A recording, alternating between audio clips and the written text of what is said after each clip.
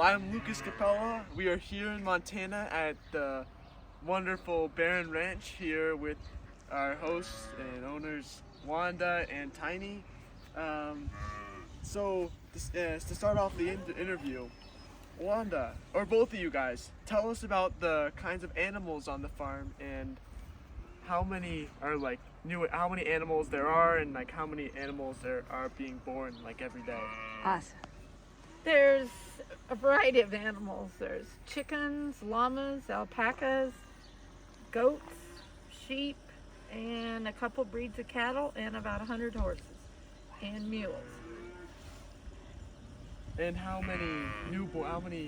Well, this morning when we went out, there was 4 new baby calves. And Tiny, was there any new lambs? Four ewes lambs with twins. Yeah, for me personally, I've never really seen these types of animals being born. So, watching like the little bag for the lambs come out and seeing how big the calves were for the cows was pretty remarkable for me. These guys are about 70 to 100 pounds, so much bigger than us humans. Yeah. When we went out to feed this morning, there was a mom, one of the cows, and was babysitting. She had 6 little baby calves all by herself watching them. No mothers, and as we left, the mothers started coming, and I thought she needed a trophy to babysit the 7 little baby calves, or 6, whatever was there, yeah. Yeah, it's interesting how these baby calves, they run away sometimes too. They sneak under the fence, right, and you have to really reel them in to get them to come back. So I thought that was pretty cool as well. And they lie in the ditches, and you don't know they're there. I mean, they just sleep there. Yeah, they hide in like the grass, the grass as well. So, yeah.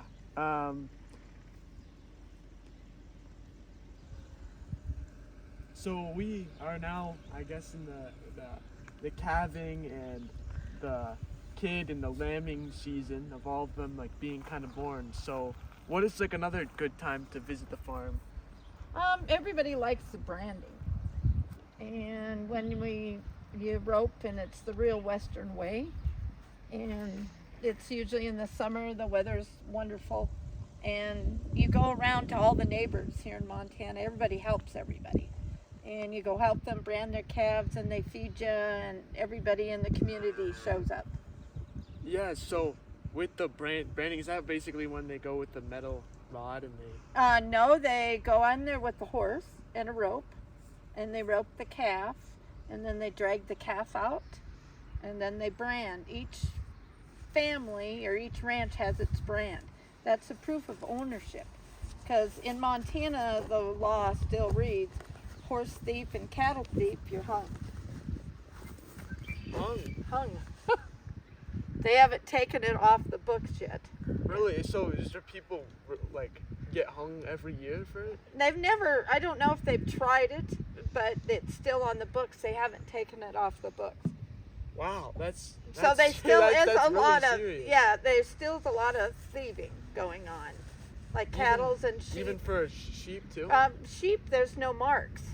And they're just starting to do computer chips and put computer chips in their ears so that they can detect or find them. And we haven't done it yet. We still brand with a hot iron. But you have to go around all over the world to find your cattle. But if you had the microchip, which a lot of feedlots are putting, then you could find your cattle if someone stole them, or your sheep. But they could pull out, say they're in our field, and in the middle of the night, they'd pull out there with a horse trailer and push, or have a good dog and push the sheep into the horse trailer, and they could steal the sheep. Wow. Or the cattle. So what you were saying about in the summer with the more branding season, so it would be more of what we saw yesterday where they'd kind of herd up the cows. Yes. The ranchers would go. That was pretty cool to see, and it was even more interesting to see the bull actually escape. They jump right over the fence and then jump over the next. I didn't know that they could actually do that, but yeah. So off of that, so Wanda, what do you think is the toughest, or Tiny, the toughest job here on the ranch? Let's say Tiny. I don't know. There Tiny, you're just gonna have to They're all speak up a chal- little bit. They're Yeah. all challenging, but I wouldn't say any of them's any tougher than any of the others. You think so? I think there's a lot of tough jobs. What's that? Huh? From my standpoint, the toughest is to hold on to your land and your legacy. And what you see today, Yeah, that's different The- than a job, though. it's a job. It's a job to hold on. You have to have finance, you know, you got to go to the bank. A lot of ranches, we don't own our ranch outright. And when my dad died, he owed money. So I'm still paying off what he built, his legacy. And then you turn it over to your children. And hopefully you try to get it paid off. And that is a hard job. And that's why we started in with the ranch vacations, the Barron Ranch, was to help pay, and that people would love to come and see what we do. And it helps pay the bills on the ranch. So what you have now going is kind of like mortgage on a house. Like you guys are still like paying. It's not the Okay. house. It's, No, I meant like not as a house, but like similar concept. Like, yes, similar concept, Yeah. but land.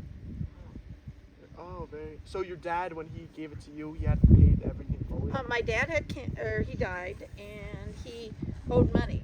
He took like the farm credit service and the bank. And the year that Dad died, women weren't really in the picture in a man's world. Does that? I mean, Yeah, it's that- very that makes domineering sense. with men. So we went to the bank, and my sister, my mom, and I, and they looked at us and said, "When are you selling?" And all of us looked at each other and said, "We're not selling." And we split the ranch. My sister just ranches, but it takes 450 to 500 cows for one family. So that's a lot of cows to make one family move. So I've got 100 and some cows and 150 sheep and horses. So we figured a way that the horses make money too, and that help our income. So you primarily like you sell the cattle or any Yeah, of- you sell we sell our calves in the fall. And Oh, so then you keep like you keep the heifers for breeding stock that you put in your herd, or that's what we do. And the same with the sheep. We sell the sheep in August, and then we keep the best ewe lamb, for the females to keep the breeding program going. But then, if you like, you must keep some of the calves because then, like the The sheep. calves, we keep the female, the best females. Oh, okay, that makes sense. Yeah. Interesting. So, what is your favorite thing to do on the ranch? Tiny? He or you? Well, yeah. No, I don't know. I wouldn't say I have any favorite. It's all Talk up. favorite. It's all favorite.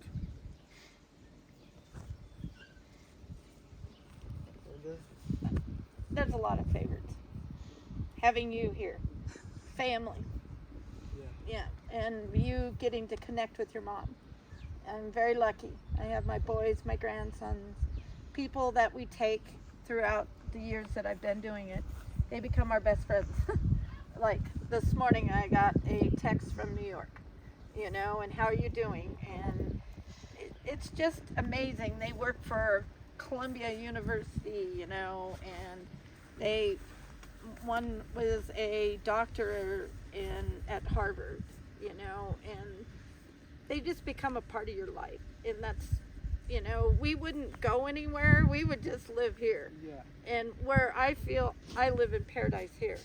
I can walk out my door and go fishing, or I could come out and look at the animals, or go out in the field and look at the mountains. And I wake up every day to a beautiful sight, those beautiful mountains. Yeah, I would say when we would go on the horse rides, you can really see from up there how amazing the mountains truly are. Yeah. You can see the mountains in Wyoming, all like 6 hours away. The Crazies over there, the Beartooths over there. So It's amazing. And Amazing. It's like great to see that people are still like connecting with you and stuff. Yes. Yeah. So,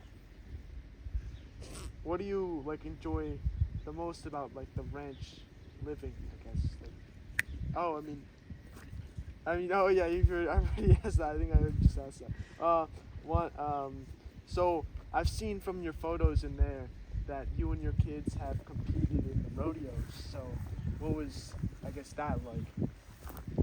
It was a dream come true to rodeo, because in the era that my dad grew up, you didn't rodeo. You didn't use that money.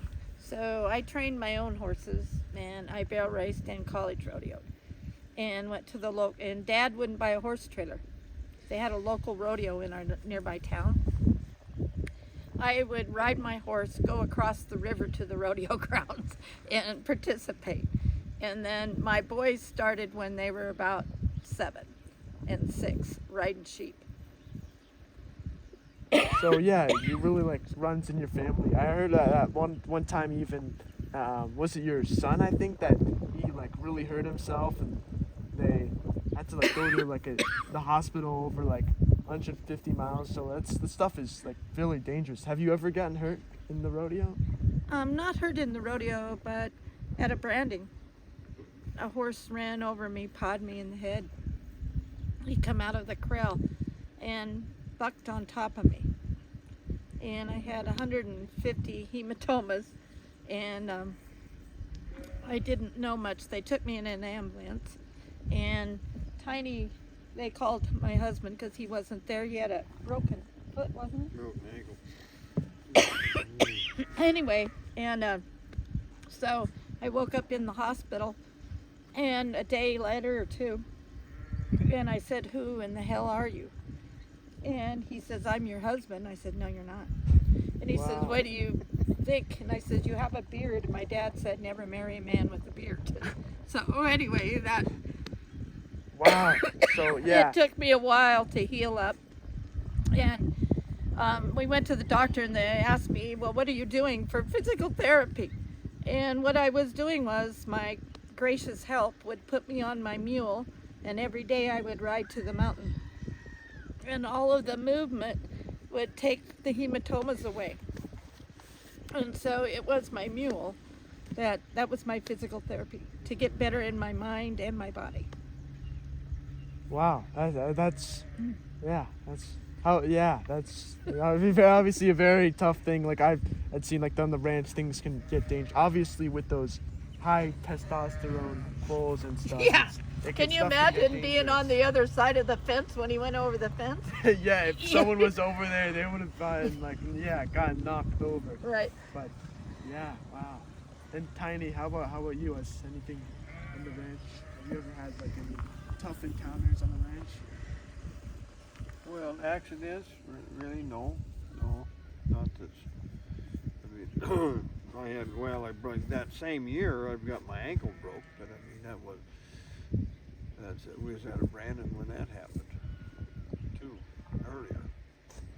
In fact, it was just about a month prior to Wanda's accident. Yeah. And I was in a cast then, I think, when the day that she got hurt. So I was home. I didn't get to see what happened, but it wasn't very good. I know that. Yeah. So, the branding season. So that's really like when the animals. A lot of accidents happen there. Cause do the animals get like more excited there? Well, not a lot of accidents happen there. It's just like that just happened. It just happened. You got to pay attention. Yeah. A lot of stuff going on. It's like yesterday, if you would have been in the wrong place at the right time, they would have ran over you. But you wouldn't have known that they would run over you. I mean, you wouldn't have thought. Yeah, because this was like one of my first times at the farm. So. Right, exactly. So trying to protect people that hadn't been at a branding or, something. Or having horses that aren't trained, when you're around a lot of people. Like at rodeos, most horses are trained that participate in calf roping and barrel racing and bulldogging. But wild broncs and bareback riding, and they just buck blind. So, and bulls. Wow. So, yeah, you can really get. Well, it's good to see, that you're doing hopefully, better than you were after the hospital, and you've recovered now. Is there anything else that about the ranch that you would like to say to to future guests? Tiny? I mean, what was the question again? So, is there anything else that you would like to say about the ranch? Well, I think personally, I feel like it is a great learning experience for people like yourself who's come here. You come from a different world. This is a whole different world than what you're used to. Yeah. I think it's a great experience for people. And Mona and I try to introduce that to everybody who comes here. Yeah. It's the same thing.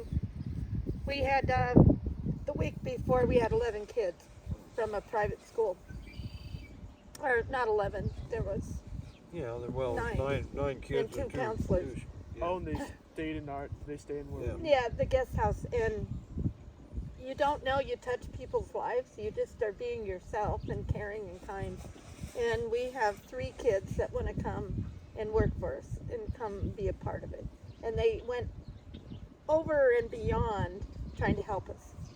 Like, they just wanted to help all the time, But they go to a private school and they're not exposed to ranch life at all. Yeah. And it's a boarding school, so.